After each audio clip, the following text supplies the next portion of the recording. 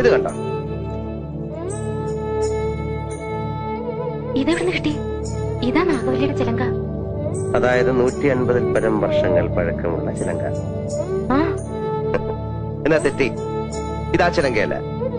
ഇതിന് 5 വർഷത്തെ പഴക്കം പോലുമില്ല.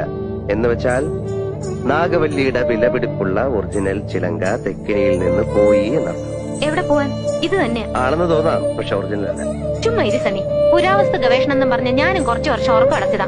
ഇത് അത് തന്നെയാ. ഗംഗയ്ക്കൊരു ചുക്കും അറിയില്ല ഇത് നാഗവല്ലിയുടെ ചിലങ്കയല്ല. അതെ അതെ അതെ. അല്ലെങ്കിലോ?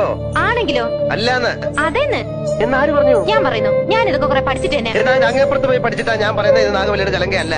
ചുമ്മാ കിടന്ന് തർക്കിക്കാതെ. ആരാ തർക്കിച്ച്? ഞാനാണോ? പിന്നെ ഞാനാണോ? ഞാൻ 1000 തവണ വ്യക്തമായി തെളിയിക്കാം ഇത് നാഗവല്ലിയുടെ ചിലങ്കയല്ല. ഗംഗയ്ക്ക് ഒരു കുന്തം അറിയില്ല. എനിക്കോ? എനിക്കോ? എനിക്കോ? വേണ്ട വേണ്ട വേണ്ട വേണ്ട. നമ്മൾ തമ്മിൽ കിടന്ന് തർക്കിച്ചിട്ട് കാര്യമില്ല. പോയി പണിയോ പോ.